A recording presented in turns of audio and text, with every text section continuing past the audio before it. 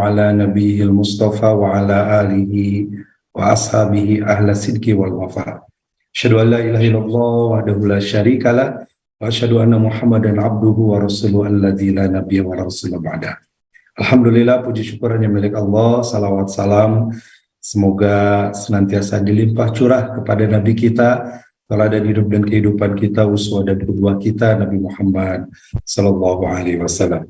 Sahabat-sahabat sekalian, Bapak Ibu dimanapun berada, kita bersyukur kepada Allah, karunia Allah yang tidak terhingga nikmat-nikmatnya hingga saat ini senantiasa kita rasakan. Nikmat sehat, nikmat bisa beraktivitas, kita masih bisa bangun di pagi hari, di subuh hari ini. Terlebih lagi nikmat iman dan Islam dalam hati kita sehingga kita memiliki kecenderungan hati untuk senantiasa taat kepadanya, untuk beribadah kepadanya. Ini adalah nikmat yang terbesar yang harus selalu kita syukuri dalam kehidupan kita. Dan salah satu bentuk syukur kita kepada Allah adalah kita jadikan fisik yang sehat, kesempatan yang ada ini untuk senantiasa kita gunakan dengan ketaatan kepada Allah Subhanahu wa Ta'ala. Bapak Ibu dimanapun berada, kajian Senin ini kajian fikih dan kita akan mengkaji tentang fikih sholat berjamaah. Ini nampaknya akan beberapa kali ya, berseri ya sebenarnya, tapi nanti kita lihat kesempatan waktunya tentang sholat berjamaah ini. Pertama, kita yakin bahwa sebagaimana hadis Rasulullah dalam riwayat Imam Muslim, Rasul bersabda, "Awwalu ma yuhasabu bihil abdu yaumal qiyamah as-shalah. Idza salihat salihat sairu amalu kullu wa idza fasadat sairu amalu kullu." Bahwa amal yang pertama yang awal akan dihisab oleh Allah di hari kiamat nanti adalah salat. Jika baik salatnya, baiklah, maka nanti amal-amal lain dihitung, dihisab amal-amal lain. Jika rusak salatnya, maka rusak amal-amal yang lainnya. Karena salat ini menjadi amal paling utama kita, amal yang utama, maka kita harus sangat memperhatikan ibadah salat ini. Setidaknya dua tentunya kita perhatikan. Satu, seperti apa kualitasnya dan juga kuantitasnya. Kalau bicara kuantitas, artinya jumlah yang wajib tentu tidak bisa kita tambah ya. Yang wajibnya 5 sehari semalam, mau kreatif jadi 6, jadi 7, tidak. Tapi ada amalan-amalan sunnah, salat-salat sunnah yang secara kuantitas perlu kita tingkatkan. Kita bisa evaluasi misalkan tahajud kita. Rasulullah SAW seringnya gitu ya, dalam setiap malam itu 11. Kadang Rasul pernah 7, pernah 9, pernah sampai 13. Saking lama dan panjangnya bacaan itu yang Rasulullah lakukan. Tetapi kita bisa evaluasi, bisa introspeksi. Apa kita juga sudah berupaya 11 rakaat? Nah, ini evaluasi jumlah kita. Belum lagi yang mu'akadah, belum lagi yang rawatib, yang mu'akadah. Setidaknya dalam hadis Rasul menganjurkan minimal 10 sampai 12 paling tidak. Ya, ini yang mu'akadah. Ada qabla subuh, qabla duhur, ba'da maghrib, ba'da isya. Kalau dua-dua saja udah 10. Kalau qabla duhurnya tambah 2 menjadi 12. Itu yang mu'akadah, yang sangat dikuatkan, yang sangat dianjurkan, yang tidak boleh kurang kita lakukan anjuran Rasulullahnya. Bahkan boleh ditambahin ya qobliyah di setiap waktu sholat, seperti qobla asar, qobla maghrib, qobla isya, walaupun tidak mu'akadah, itu pun dianjurkan. Itu artinya kita bicara meningkatkan kuantitas dari sholat kita. Belum lagi misalkan sholat duha, ya kita bisa hitung. Kalau lihat keutamaannya, Rasulullah bersabda 2 rakaat sholat duha itu menyedekahi 350 ruas tulang. Tambah 2 rakaat dimudahkan urusan sehari itu. Tambah 2 rakaat kutibat lahu muti'atan, dicatat menjadi hamba yang taat. Nah, sudahkah kita melakukannya dengan baik, atau kita hanya sekedar sesempatnya saja begitu, atau hanya sekedar menunaikan yang wajib saja? Artinya secara kuantitas kita belum meningkatkan. Nah, yang kedua, Kalau kuantitas sudah, kalau sholat lima waktu sudah kita jaga, tahajudnya coba kita lakukan, qobliyah ba'diyahnya tidak kita tinggalkan. Yang kedua adalah tentu kita bicara kualitas. Jangan sampai sudah bertahun-tahun, mungkin berpuluh tahun kita sholat, tetapi tidak ada peningkatan kualitas, ya sebatas selesai melakukan beres, sebatas mengerjakan selesai tanpa ada niat bagaimana ingin kehusuannya bertambah, bagaimana ingin sholat itu benar-benar dinikmati, bagaimana sholat itu menjadi bagian yang terasa kita berkomunikasi dengan Allah Subhanahu wa Ta'ala. Nah itu ya, yang penting kita evaluasi dari ibadah sholat kita paling tidak. Maka memang ini menjadi amal utama yang harus kita perhatikan, menjadi prioritas di dalam kehidupan kita. Nah Bapak Ibu yang baik, hari ini fokus kajian kita adalah sebagaimana di judul yang sudah disampaikan di medsos ya, tentang bagaimana fikih sholat berjamaah. Saya izin share screen ya.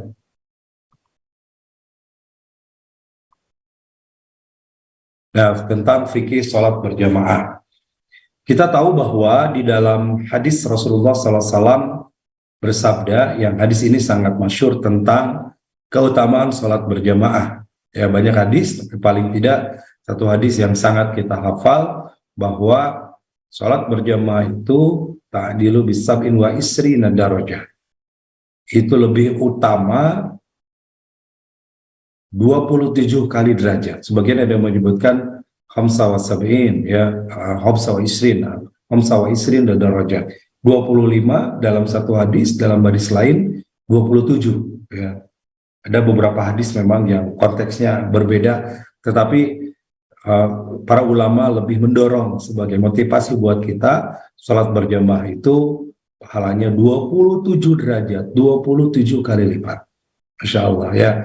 Kalau di masjid-masjid, mohon maaf, mungkin yang luar Sunda ya, di Bandung biasanya di masjid-masjid di Jawa Barat itu dalam bahasa Sunda dilagukan, dinadomkan ya, 27 ganjaranmu berjamaah, 27 kali lipat, 20 derajat bagi yang berjamaah.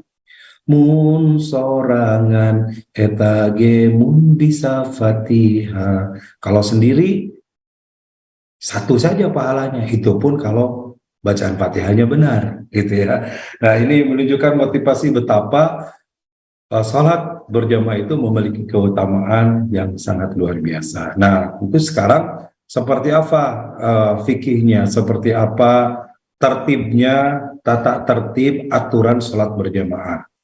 Ada banyak permasalahan sebenarnya ya kalau kita gali, tapi sebelum kita gali, kita mulai dari kewajiban atau perintah sholat berjamaah.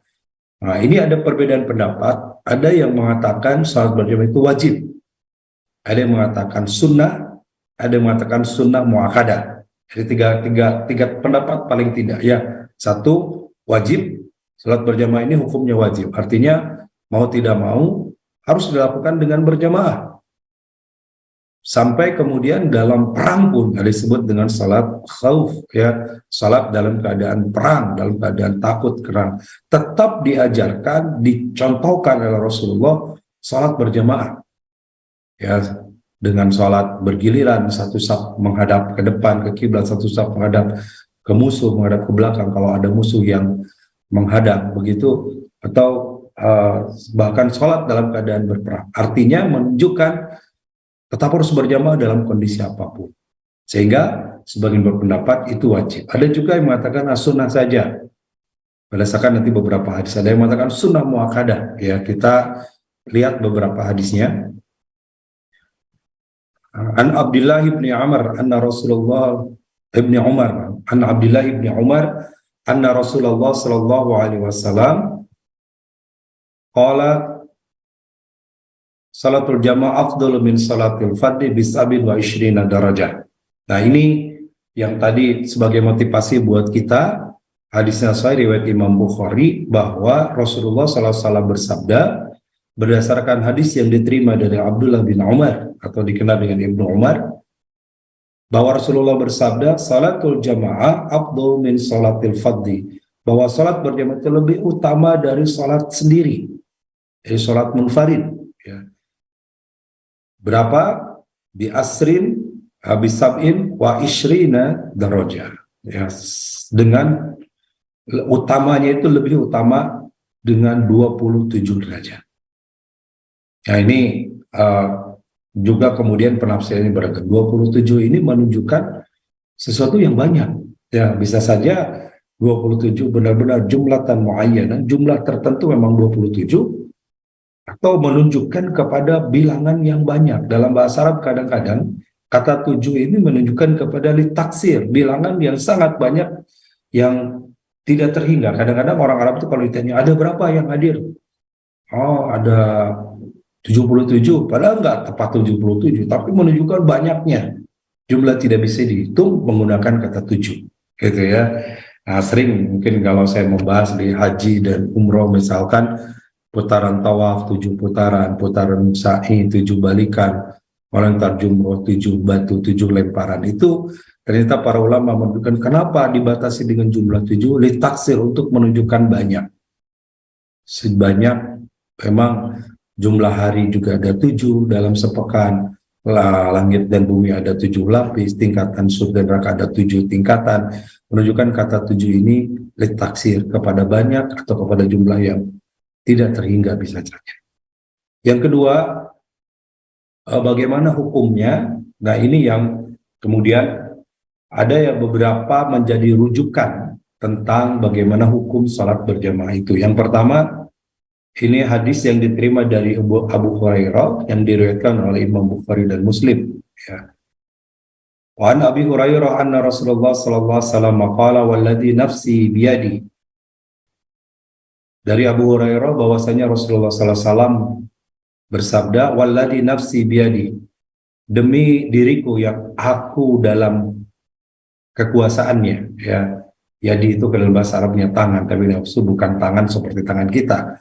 Tapi jiwa kita, bahkan Rasulullah menyebutkan dirinya, jiwanya, biadi, dalam genggamannya, dalam kekuasaan Allah. Laqad hammamat anna amra bi hatbin fayahtaba thumma amara bis salah. Ya, waqad hammamtu an amara bi hatabin fayahtataba thumma amara bis salah. Rasulullah bersabda, sesungguhnya aku bermaksud memerintahkan, untuk memerintahkan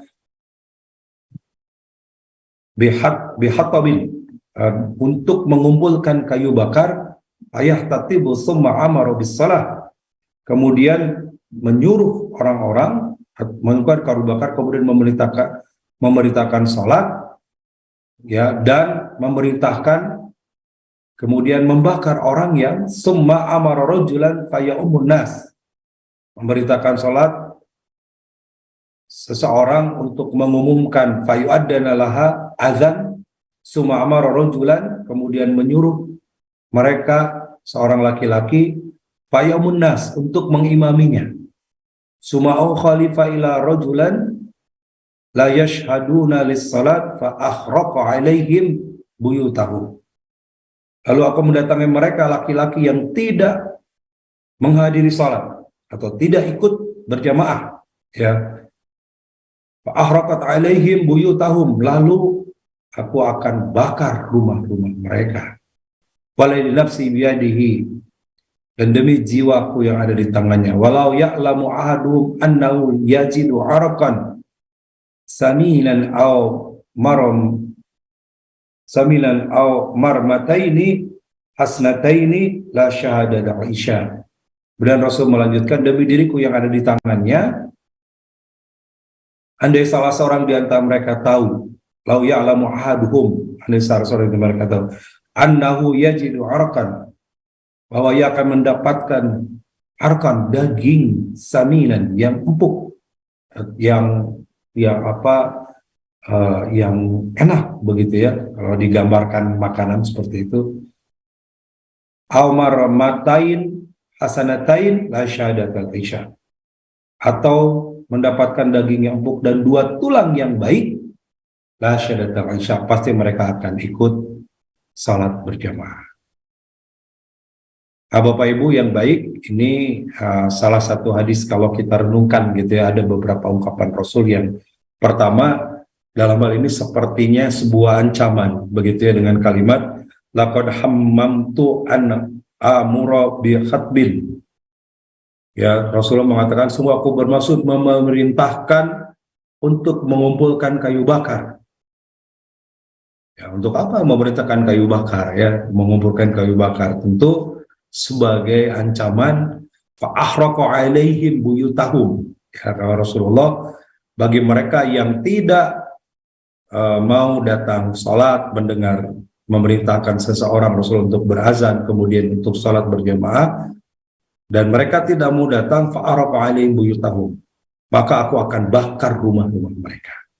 Nah, berdasarkan ini, ya sebagian menafsirkan, oh ini menjadi wajib, ya wajib karena kalau enggak tuh sampai dibakar oleh Rasulullah. Walaupun tentu saja dalam riwayatnya, ya tidak ada riwayat yang menunjukkan ada rumah seorang sahabat atau seseorang waktu itu yang dibakar. Tetapi bagaimana perintah, bagaimana anjuran dan motivasi yang sangat dari Rasulullah agar para laki-laki, rajulan di sini disebutnya, ya, untuk melakukan salat berjamaah, ya, sampai-sampai Rasulullah berkehendak untuk mengumpulkan kayu bakar dan membakar rumahnya. Ini satu motivasi, ya. Lanjutannya adalah walladzi nafsi biyadihi, Rasul kemudian melanjutkan, lau ya'lamu ahaduhum annahu yajidu arqan, ya, bahwa demi diriku yang ada di tangannya, andai salah seorang di antara mereka tahu bahwa ia akan mendapatkan daging yang empuk, ya, arkan, atau marmatain, atau 2 tulang husnayain yang baik, la syahadatal isya, tentu mereka akan ikut sholat berjamaah. Di sini sebut sholat isya disebutnya, yang dimaksud adalah ya sholat berjamaah, ya. Artinya menggambarkan sesuatu yang sangat agung, sangat indah, sangat enak dengan hadir sholat berjamaah itu, begitu ya. Digambarkan kalau dapat daging yang empuk dan tulang yang sangat baik, begitu. Nah, ini kalau diilustrasikan dengan makanan, ya, makanannya yang sangat lezat, begitu, seperti itulah kita bisa melaksanakan atau mendapatkan pahala dari sholat berjamaah itu. Kemudian wa anhu qala, dan darinya, berarti kalau darinya kembali ke hadis sebelumnya, ya, dari Abu Hurairah. Qala atan Nabi sallallahu alaihi wasallam rajulan a'ma, datang kepada Nabi sallallahu alaihi wasallam seorang laki-laki buta. Ya, dalam qala sebagian meriwayatkan ini adalah Abdullah bin Umi Maktum, ya. Kita kenal bahwa Ibnu Umi Maktum ini seorang yang buta, rajulun a'ma, tidak bisa melihat. Qala ya Rasulullah, wahai Rasulullah, laisa li qa'idan, tidak ada bagiku seseorang yang menunjukkanku atau menuntunku, gitu ya, yaqudani ilal masjid, ya, tidak ada yang menuntunku, yang mengarahkanku dan menuntunku untuk berangkat ke masjid. Para salahu falamma walada'ahu, kemudian dia meminta keringanan, gitu ya. Maka Nabi Farahasalahu, Nabi memberikan keringanan kepadanya, rukhsah, gitu ya, keringanan. Falamma walada'ahu, tetapi kemudian ketika laki-laki itu berpaling untuk tidak datang ke masjid, ya, artinya sudah kembali, begitu ya, berpaling, sudah mau berlalu, da'ahu, lalu menyerunya. Faqala, lalu Rasul bertanya, hal tasma'u nida abis salah, apakah engkau mendengar seruan untuk salat? Atau bahasa lainnya, apakah engkau mendengar panggilan azan untuk salat? Begitu. Qala na'am, maka laki-laki ini menjawab, iya. Qala fa'ajib, maka Rasul bersabda, qala fa'ajib, maka jawablah, maksudnya penuhilah panggilan tersebut. Masya Allah, lihat Bapak Ibu nih hadis ini, ya. Pertama yang datang orang yang buta, ya, Ibnu Maktum dalam riwayatnya beliau buta, ya, dan dalam sebagian riwayat disebutkan ini adalah untuk sholat subuh, gitu ya. Kita tahu sholat subuh itu sholat yang berat dan dalam keadaan gelap begitu, tidak seperti siang hari. Udah gelap, kemudian buta, kemudian laisa li qaidan yuqaudani. Kemudian dia tidak ada yang yakuduni, dalam ini dalam hadisnya tidak ada yang penuntun yang dapat mengantarkannya ke masjid. Buta malam hari atau subuh dini hari dan tidak ada yang menuntun. Para khasalahu meminta keringanan ya kepada Rasulullah dan Rasulullah memberikan keringanan. Tapi setelah itu Rasul bertanya, hal tasma'u nida abis salah, apakah engkau mendengar azan, mendengar seruan untuk salat? Naam. Ketika dia ya terdengar, fa'ajib, maka tunaikanlah.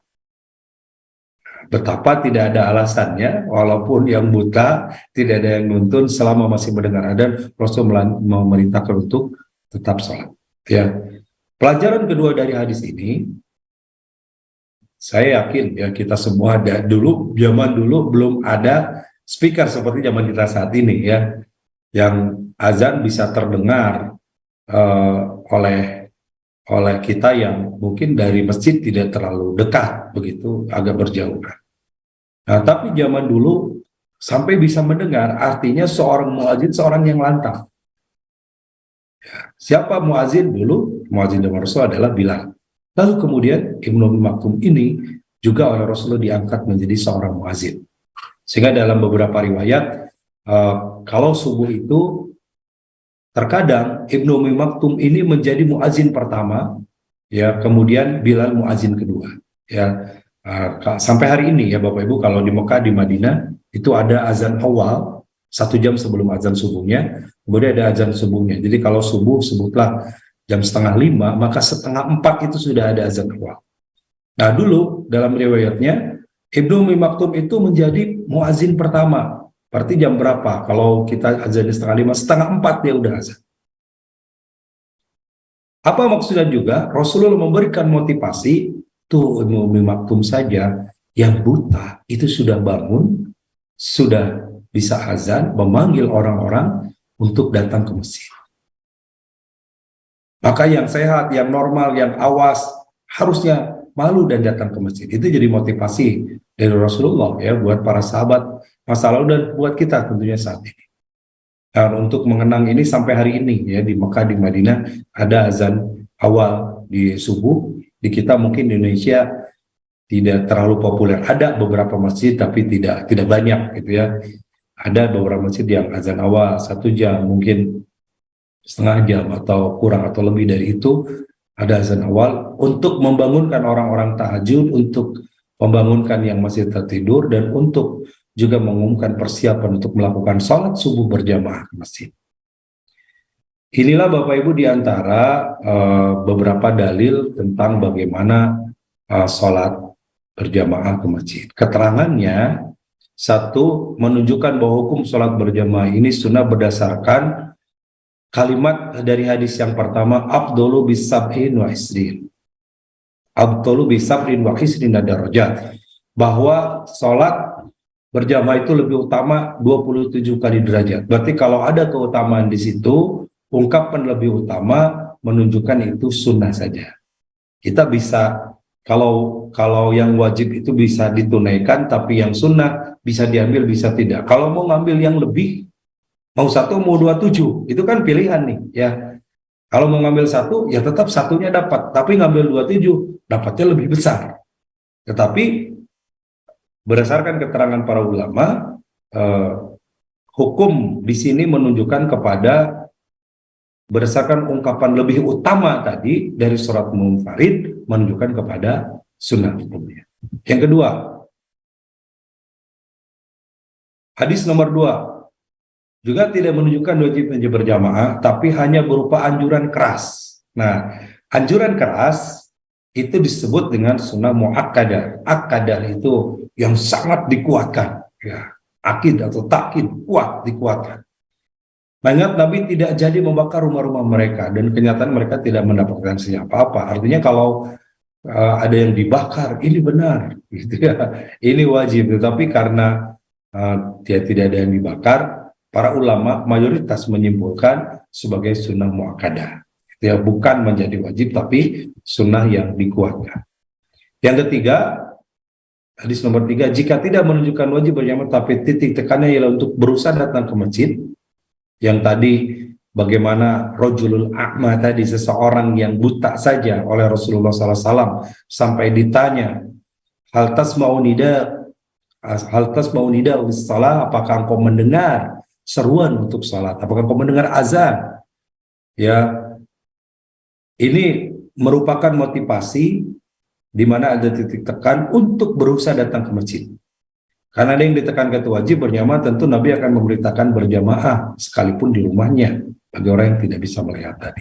Kemudian kesimpulan jam keempat, hadis di atas tidak bertentangan. Jadi hukum berjamaah salat fardu yang 5 waktu, kalau boleh disimpulkan itu menurut para ulama sebagian mayoritas ya, karena nanti kalau kita kaji beberapa ulama mazhab tetap berbeda. Ya, Imam Syafi'i saja pernah mengatakan wajib, pernah juga mengatakan sunnah, gitu ya. Pernah beliau sunnah, kemudian menjadi wajib, gitu. Boleh jadi melihat situasi dan kondisi yang terjadi. Ditambah kuatnya di mana pernah ada seorang sahabat yang ketinggalan berjamaah, kemudian Nabi menganjurkan untuk bersedekah atasnya yang menyertai sholat dengannya. Artinya ada ya sahabat yang ketinggalan sholat berjamaah, lalu kemudian sebagai kafaratnya penutupnya bersedekah. Umar bin Khattab satu saat beliau mengontrol kebunnya, meninjau kebunnya, saking asiknya kemudian terlambat sholat berjamaah, tertinggal takbiratul ihram, tertinggal beberapa rakaat, sampai waqobah beliau menutupinya, beliau kemudian menyedekahkan di antara kebun kurmanya, ya, saking ketinggalan, tidak mau ketinggalan sholat berjamaah. Nah, Bapak Ibu, sahabat-sahabat sekalian, jadi sekali lagi kalau ada hukumnya 3, kita boleh mengambil sebenarnya karena para ulama berbeda pendapat. Satu, ada yang mengatakan wajib, begitu ya, berdasarkan diantaranya beberapa penafsiran dari hadis-hadis tadi, bahwa sampai Rasul akan membakar, bahwa sampai seorang yang berjalan pun, yang buta pun harus berjalan tetap ke masjid, begitu.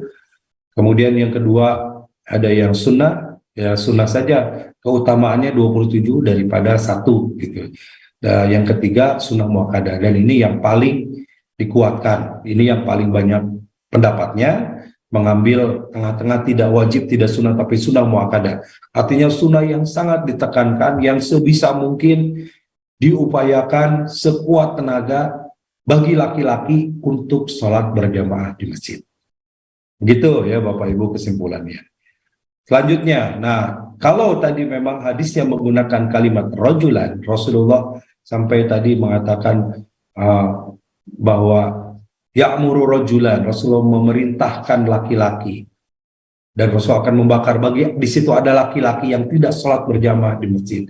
Bagaimana dengan hukum perempuan sholat berjamaah? Oh, ini tambahan ya sebelum ke perempuan turut. Ini ada tambahan hadis satu lagi dalam riwayat Imam Bukhari dan Daraqutni. Wa an Ibnu Abbas anin Nabi sallallahu alaihi wasallam qala man sami'a nida falam ya'ti fala salatan lahu illa man udhur. Nah, jadi ada kekecualian atau kebolehan menurut Rasulullah sallallahu alaihi wasallam, orang yang boleh dalam artian mendapatkan keringanan untuk tidak sholat berjamaah di masjid. Sebagaimana hadis yang diterima dari Ibnu Abbas dari Nabi sallallahu alaihi wasallam, man sami'a nida, siapa yang mendengar seruan azan, falam ya'ti, lalu dia tidak datang untuk salat, maksudnya untuk datang ke masjid berjamaah gitu, fala salatanlah, maka dia tidak ada salat baginya. Illa man hadara, kecuali ada uzur. Ya, ada uzur, ada alasan yang kuat, seperti mungkin karena sakit, karena perjalanan, itu kan ada uzur, begitu. Fala salatalah, tidak ada salat baginya. Apa maksud tidak ada salat ini? Apakah tidak sah salatnya, tidak diterima? Maknanya sebagian para ulama mengatakan ya tidak sempurna, artinya tidak sebesar pahala berjamaah, tidak sesempurna berjamaah. Nah, tapi tentu ketika dia sholat walaupun sendiri, ya sholatnya dapat, ya. Tapi boleh jadi tadi tidak akan bisa mengejar, tidak sebanding dengan sholat berjamaah. Itulah semoga bagi kita para laki-laki nih, para ikhwan, bapak-bapak, begitu laki-laki, ayo kita jangan tertinggal TBM, ya, tepat waktu berjamaah di masjid. Ya, ini ada rumusnya di DT TBM, ya, dari guru kita lagi. TBM, tepat waktu berjamaah di masjid. Itu terkait dengan sholat wajib, maaf, sholat berjamaahnya bagi laki-laki. Yang kedua, ini pembahasan kedua tentang bagaimana perempuan turut sholat berjamaah di masjid. Ya, ada beberapa hadis yang bisa kita baca, ya. Ada setidaknya 2 hadis, ya. Sebenarnya banyak hadis, yang saya muat 2 hadis di sini. An Ibnu Umar anin Nabi sallallahu alaihi wasallam qala idas ta'danukum nisa'akum bil-lail ilal masjid fa'danu lahun. Rawal Jamaah Ibnu Majah. Dalam hadis yang diriwayatkan oleh Imam Jamaah itu kalau dalam istilah hadis menunjukkan kepada 7, ya, 7 perawi hadis, Bukhari, Muslim, Tirmidzi, Nasai, Ibnu Majah, Abu Daud, ya, kemudian Darqutni. Tapi kalau kecuali Ibnu Majah tidak disebutkan 6, jamaah 7 kecuali 1 Ibnu Majah disebutkannya begitu, gitu ya. Karena nanti kalau istilah 4 beda lagi, istilah 2 beda lagi, gitu ya, istilah-istilah dalam hadis. Nah, dari hadis yang diriwayatkan oleh Imam Jamaah ini dari Ibnu Umar, Nabi bersabda, idas ta'danukum nisaikum, apabila istri kalian meminta izin billaili ilal masjid, untuk pergi ke masjid walaupun itu malam hari, ya, di sini bahkan billail, ya, malam hari, fa'danu lahun, maka izinkanlah mereka. Artinya boleh tidak boleh. Kalau di sini Rasul memerintahkan kalau meminta izin maka berikan izin itu untuk ke masjid.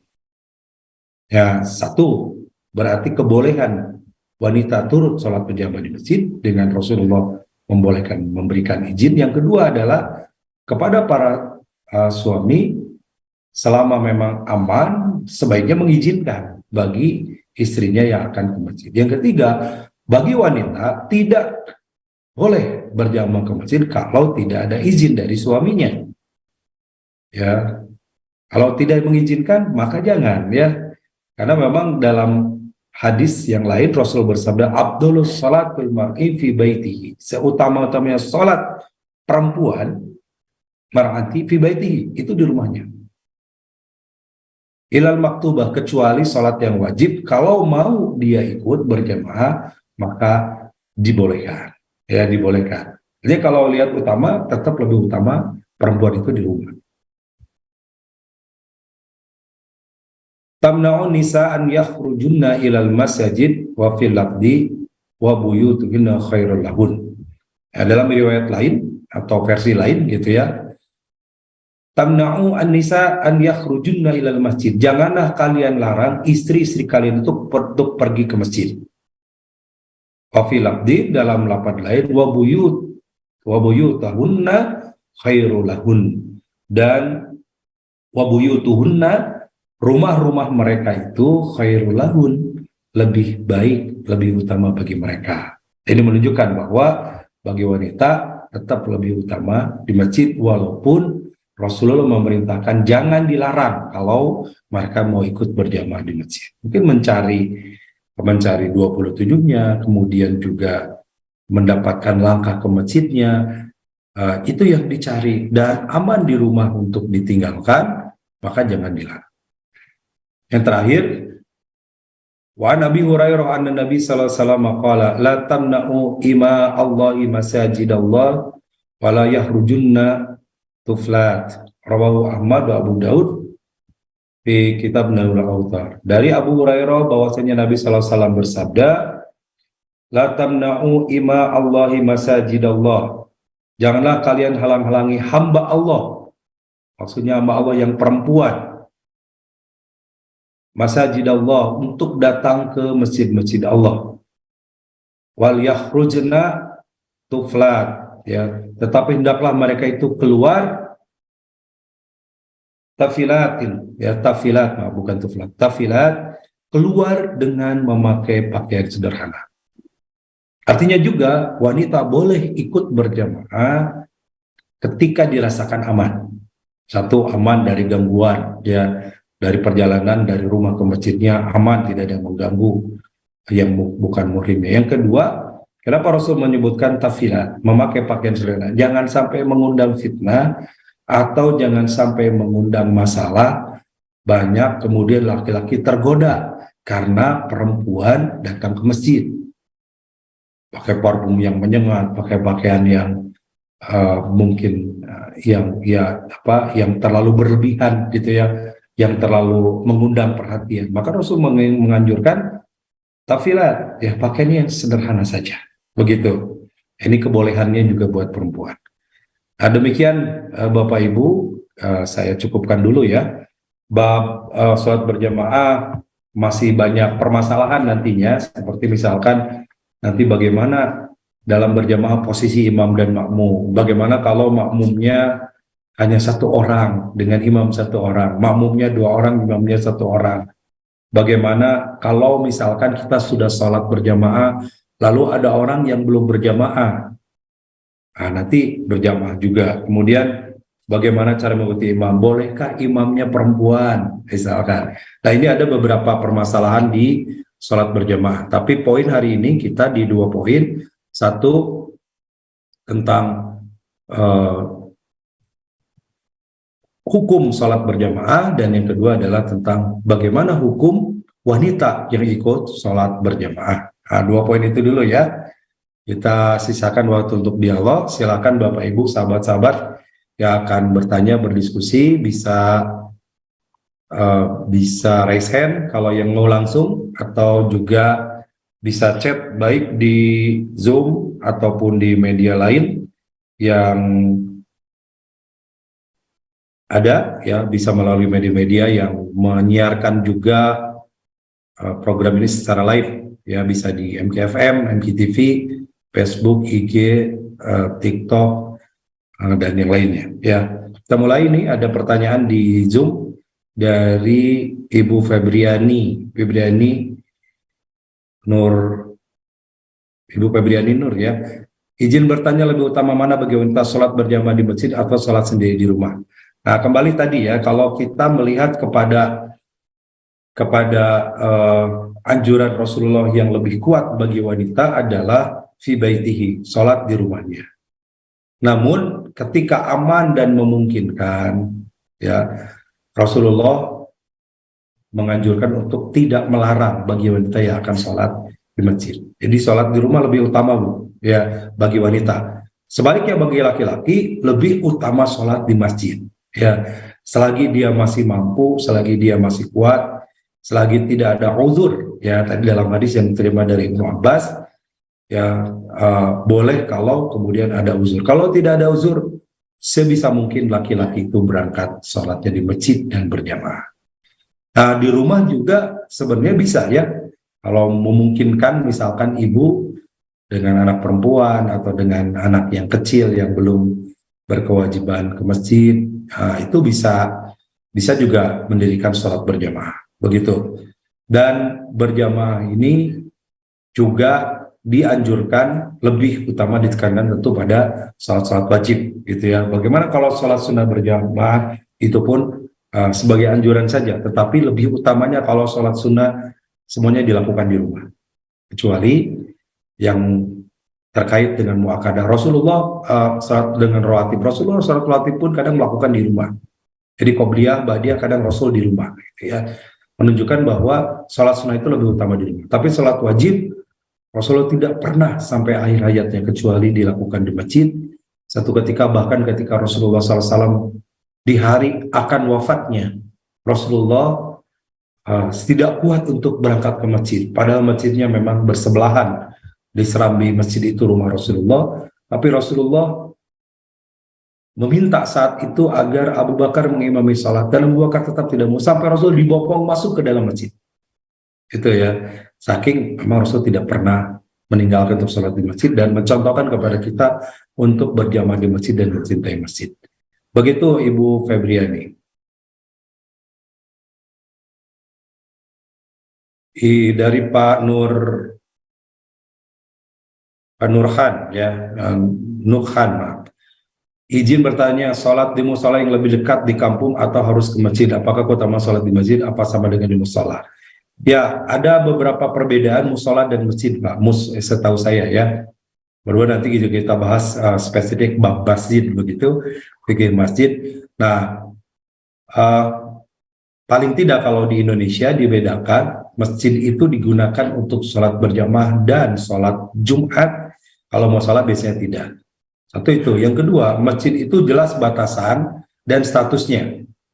Jadi ada batasannya. Mana area masjid, mana bukan, dan statusnya masjid ini wakaf. Kalau musola bisa statusnya wakaf, bisa perorangan, bisa pribadi, bahkan di rumah pun kita bisa buat musola, ya. Bisa buat musola. Ya takhidu min maqami Ibrahim musola. Musola itu umum tempat sholat, tapi masjid lebih khusus dan spesifik, ya, ukuran, kemudian akad dan aturan-aturan yang mengikat di dalamnya. Kalau di rumah ada musola, maka ketika rumahnya dijual, musolanya ikut terjual tentunya. Ya, tapi kalau masjid nggak bisa dijual belikan ketika memang masjid itu sudah menjadi wakaf dan sudah milik Allah. Jadi bisa dijual ya. Lu pernah ada karena tidak paham boleh jadi gitu ya. Seorang ayahnya wakafkan masjid, kemudian wafat, anaknya menjual masjidnya karena merasa itu warisan buat anaknya, dijual gitu ya. Walau alam, tapi laku atau tidak ada yang beli atau tidak ya, karena masjid kan milik Allah mestinya. Nah, tetapi tentu berbeda nilainya di masjid dengan di musola. Tapi musola dekat, masjid jauh. Makin jauh langkah itu makin besar pahalanya. Dulu para sahabat radhiyallahu anhum ketika Rasulullah mengatakan bahwa siapa sholat berjamaah di masjid pahalanya 27 kali lipat. Mereka berusaha sholat di masjid sampai bangun rumah dekat masjid. Lalu Rasul bersabda lagi berikutnya, siapa yang paling jauh langkahnya menuju ke masjid, makin banyak pahalanya. Lam khutwatan ila darajat. Tidaklah setiap langkahnya kecuali diangkat derajatnya. Dibongkar lagi tuh para sahabat jauh rumahnya, Pak, jauh-jauh dari masjid. Nah, jadi tidak ada halangan, kalaupun kemudian jauh dari masjid dan kita tidak ke masjid. Apalagi sekarang kan ada kendaraan gitu ya. Bisa pakai sepeda, bisa pakai motor, bisa pakai mobil. Jadi nggak ada alasan kita tidak ke masjid. Nah, gitu kurang lebih Pak Nuhan ya. Baik, berikutnya Ibu Tatin. Ustadz, mana yang lebih afdal, sholat berjamaah dengan ikut imam ikhwan atau mengadakan sendiri berjamaah dengan akhwat? Ya, kalau di rumah mau berjamaah dengan akhwat itu lebih utama bagi akhwat, bagi wanita ya. Ya, tapi kalau mau di masjid sekali lagi, sebagaimana hadis Rasulullah tadi yang sudah kita kaji, jangan dilarang, artinya boleh. Tapi sekali lagi bagi wanita lebih utama di rumah. Jadi di rumah sendiri dengan imamnya akhwat itu lebih utama. Begitu. Dari Ibu Dede Solihah. Assalamualaikum Ustadz, maaf, apakah kalau wanita berjamaah boleh suaranya dikeraskan? Terus anak saya akhwat sudah SMP tapi belum balik. Apakah boleh Ananda menjadi imam? Oke, baik. Ada dua pertanyaan berarti ya. Satu, bolehkah dikeraskan? Suara wanita yang mengimami wanita lain pada sholat-sholat jahar tetap dibaca jahar. Ya, bismillahirrahmanirrahim. Alhamdulillahirrabbilalamin. Makmumnya wanita lagi, silakan. Ya, dibaca, dijaharkan. Bagaimana kalau di masjid? Ya, secukupnya. Sehingga suara itu tidak mengganggu yang lain. Ya, kalau memang sesama wanita lagi, silakan, tidak ada masalah ya, dikeraskan atau dijaharkan sebagaimana pada sholat-sholat yang dijaharkan. Pertanyaan kedua, sudah SMP tapi belum balik. Nah, orang yang belum balik itu belum mukallaf, belum terkena kewajiban pahala dan dosa, belum berlaku pahala dan dosa, belum punya kewajiban sholat.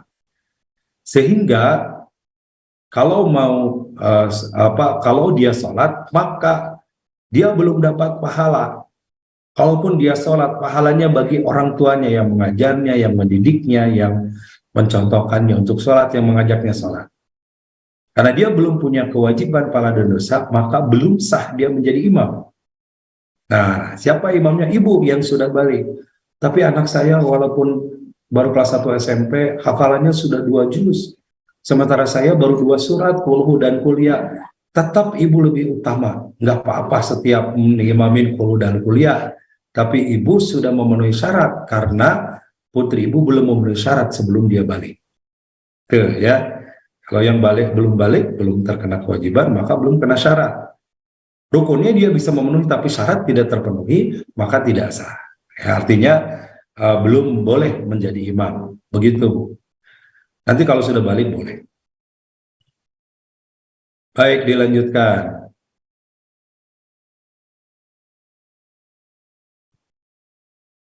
Saya coba dinilaiin ya. Ada yang di IG nih, di IG dari IG Fatimah Manize. Bolehkah sholat Jumat diganti sholat duhur apabila lagi safar? Ya, bagi yang safar itu tidak wajib sholat Jumat. Bagi yang safar diganti dengan sholat duhur. Adapun kemudian ketika safar itu memungkinkan Jumatan dan ikut Jumatan, itu boleh. Ya, tapi sebenarnya tidak ada Jumatan bagi yang safar. Cukup dia diganti dengan sholat duhur, dan karena safar dia bisa ganti dengan jama qashar. Sholat Jumatnya dengan sholat jama qashar. Tapi kalau misalkan memungkinkan bawa kendaraan sendiri, kemudian juga sambil istirahat, bisa mampir dulu di perjalanan, mampirlah di masjid ikut Jumatan, maka itu boleh. Ya, jadi kalau dicari yang utama atau anjuran yang utama, lebih utama diganti zuhur sebenarnya. Tapi kalau mau Jumatan boleh. Itu bagi yang safar ya. Sebaliknya bagi yang tidak safar, tentu tidak boleh diganti zuhur kecuali ada uzur tertentu. Misalkan sakit tidak memungkinkan ke masjid, berbaring di rumah sakit, atau berbaring di rumah tidak bisa langkah ke masjid ikut Jumatan, maka boleh diganti zuhur. Tapi kalau nggak ada uzur, dia harus Jumatan bagi laki-laki. Begitu ya. Kemudian dari Kang El Gibran, bagaimana hukumnya sholat berjamaah dengan anak kecil yang belum balik? Ya, hukumnya boleh ya.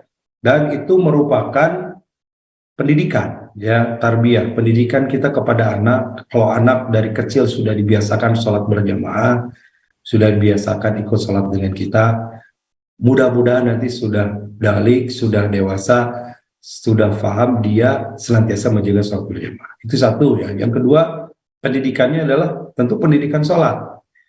Anak kecil yang mungkin rukunya juga belum benar, hanya nonggeng, sujudnya sambil tiduran. Tapi buat anak itu pelajaran. Ketika lihat kita, oh seperti itu ternyata sujud ayah saya.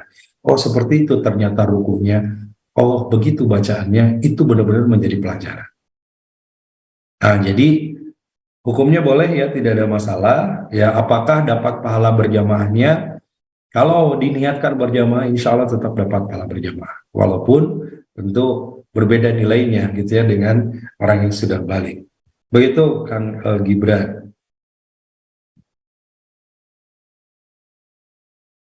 Dari Ica Gopret 2. Wah, ini namanya macam-macam ya. Ica Gopret 2 di IG. Ustaz Bang bertanya bagaimana menyikapi kalau suami dan keluarga suami kurang dalam hal ibadah. Ya, kita doakan ya. Kita doakan semoga dapat hidayah, dapat petunjuk dari Allah untuk senantiasa ibadahnya terjaga, untuk senantiasa ibadahnya sungguh-sungguh, untuk senantiasa mengabdi kepada Allah. Ya, kita pun sama, kalau nggak dapat petunjuk Allah, hidayah Allah, mungkin sama dengan yang lain. Kita pun malas ibadah, tidak sungguh-sungguh, ya karena karunia Allah saja. Maka jangan pernah berhenti dan pernah putus asa, minta kepada Allah agar diberikan petunjuk. Sambil tentu kita ingatkan semampu kita, ya.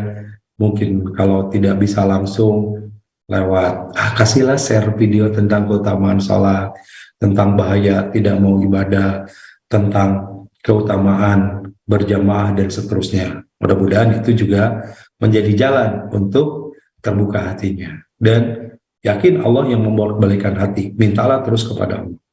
Sambil kita pun terus kita memperbaiki ibadah kita, memperbaiki sholat kita, sehingga mudah-mudahan itu yang jadi contoh membuka hati untuk keluarga juga ikut sholat. Begitu ya Ibu Ica.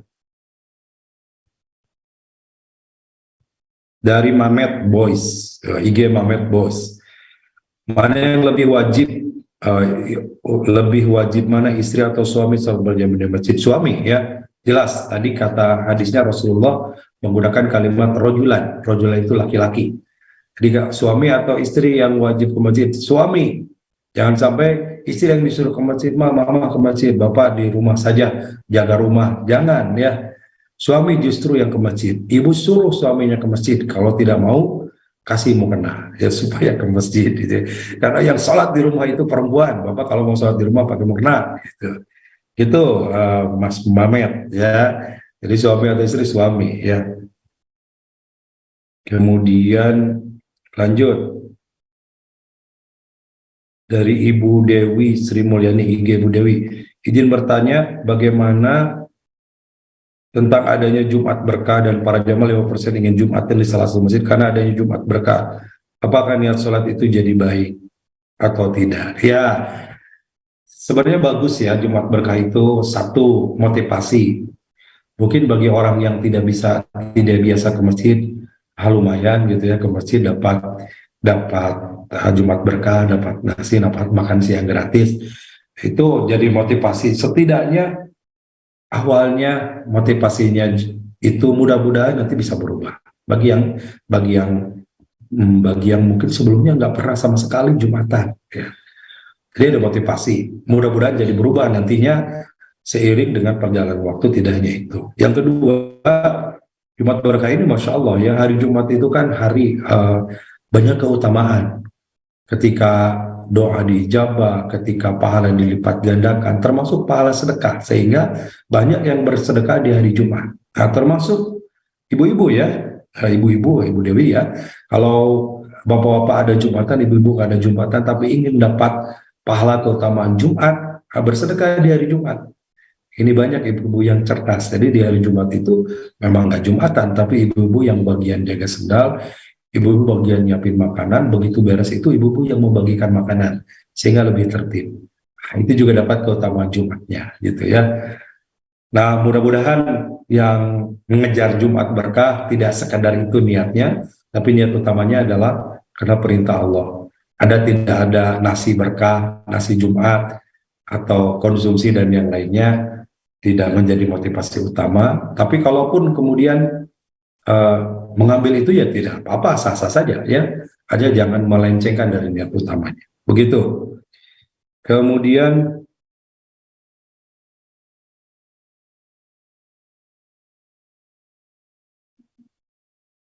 ya dari Zoom ini ya, izin bertanya, ingin melakukan sholat seperti Ibu Maryam, namun karena sikon sholat di rumah boleh cukup dengan sajadah yang kadang-kadang tempat pindah-pindah, tak ada musalah khusus dalam rumahnya minimalis alias sempit. Ya tidak apa-apa ya. Memang bagus kalau di rumah itu ada mengkhususkan tempat untuk sholat. Jadi ada 3 tempat yang disebutkan dalam Quran. Ya. Ada masjid, itu tempat utama untuk berdoa dan mustajab insya Allah di masjid. Yang kedua ada musalla, wattakhidu min maqami Ibrahim musalla. Nabi Ibrahim juga menyiapkan atau menjadikan tempat sholat gitu ya, musalla. Kemudian yang ketiga ada mihrab, seperti yang disebutkan Bunda Maryam tadi ya oleh Ibu Zain Gani. Maryam itu menyiapkan mihrab ya. Wajada indah rizqa, ketika Maryam diam di mihrab kemudian datang malaikat kepadanya yang memberikan kabar gembira begitu ketika berdiam di mihrab sebagaimana dalam surat Ali Imran gitu ya. Nah, kalau yang nggak punya mihrab, nggak punya musala khusus, sejadah aja di rumah nggak apa-apa. Rumahnya kontrakan atau rumahnya sangat minimalis, SSSS ya, sangat sempit sekali sehingga susah selonjoran begitu, triple double S bahkan kuartal S ada 4 ada 5 ya, sholat di situ, tidur di situ, makan di situ, masak di situ gitu karena tempat segitu-gitunya, ya nggak apa-apa di situ saja. Jadikan pokoknya tempat tinggal gitu itu tempat sholat. Khususnya sholat sunnah ya. Kalau sholat berjamaah dianjurkan di masjid bagi laki-laki. Tapi Rasul mengatakan wala tattakhidu buyutakum qubura. Janganlah kalian jadikan rumah-rumah kalian itu laksana kuburan, seperti kuburan. Bagaimana kuburan? Kuburan kan tempat bukan untuk sholat. Ya, tidak ada sholat berjamaah di kuburan, tidak ada sholat di kuburan. Bahkan Rasul termasuk yang melarang sholat di kuburan. Ya, kullu ardin masjid dalam makbar wal hamam. Semua tempat itu bisa dipakai sholat kecuali kuburan dan kamar mandi. Artinya terlarang sholat di kuburan. Di kubur itu nggak ada sholat. Jangan sampai rumah seperti kuburan tidak ada sholat. Walaupun rumahnya minimalis sangat sempit sekali. Begitu ya. Terakhir dari IG YSMNR 1968. Rumah saya di depan masjid, jadi saya selalu sholat di masjid. Sementara saya seorang wanita. Bolehkah? Boleh Bu. Sekali lagi, sepanjang itu aman ya, aman. Apalagi di depan rumah kan saya kira aman ya. Aman itu tadi aman dari gangguan orang lain. Ibu secara jiwa fisik aman, tidak terganggu, aman tidak mengganggu yang lain. Ya, tidak mengganggu yang lain. Bagaimana? Rasul tadi bahkan menyebutkan gitu ya, untuk memakai pakaian yang sederhana. Kenapa pakaian sederhana? Supaya tidak mengganggu yang lain, tidak mengganggu laki-laki dengan pakaian yang terbatas, atau dengan pakaian yang transparan, atau dengan pakaian yang ketat, atau dengan pakaian yang memakai parfum yang sangat menyengat. Itu mengganggu. Sehingga supaya tidak mengganggu, maka pakaian yang sederhana secukupnya dan boleh berjamaah di masjid. Sekali lagi, Bapak Ibu, nampaknya waktu kita sudah habis. Mohon maaf bagi yang belum terjawab. Ini masih banyak pertanyaan. Ada yang di IG, ada yang di Zoom, ada yang YouTube. Mudah-mudahan nanti kita akan bahas lagi. Kajian sholat berjamaah ini masih banyak ya, sekali lagi ya. Tentang posisi sholat berjamaah, tentang berjamaah dalam keadaan safar, tentang bagaimana berjamaah laki-laki perempuan, tentang berjamaahnya bagaimana yang berjamaah orang sholat sunat berjamaah kepada orang yang wajib atau sebaliknya. Ini mudah-mudahan nanti ada waktu di kesempatan-kesempatan yang lain. Terima kasih, semoga ada manfaatnya. Kesimpulan hari ini, wabil khusus kepada laki-laki, ayo jangan sampai tidak sholat berjamaah di masjid ya. Bagi wanita kalaupun mau sepanjang aman juga silakan, walaupun lebih utama sholat di rumah bagi wanita, tapi laki-laki utamanya di masjid, yang sampai tidak sholat di masjid. Semoga ada manfaatnya. Aku qouli hadza wa astaghfirullah li wa lakum. Subhanakallahumma bihamdika asyhadu an la ilaha illa anta astaghfiruka wa atubu ilaik. Assalamualaikum warahmatullahi wabarakatuh. Waalaikumsalam warahmatullahi wabarakatuh. Waalaikumsalam warahmatullahi wabarakatuh. Kita tercipta untuk saling berbagi, untuk saling merangkul, untuk saling bermakna bagi semua insan. Dengan bisa sekolah, kita bisa berbagi kebaikan dengan mewujudkan harapan mereka untuk terus melanjutkan pendidikan. Insya Allah, setiap ilmu yang mereka amalkan akan menjadi amal jariah untuk kita semua. Terima kasih kepada donatur dan orang tua asuh yang telah berdonasi melalui DT Peduli sehingga saya bisa sekolah di SMA Aske Islamic School. Alhamdulillah kami bisa sekolah. Bersama Bisa Sekolah, kita tingkatkan mutu pendidikan anak Indonesia.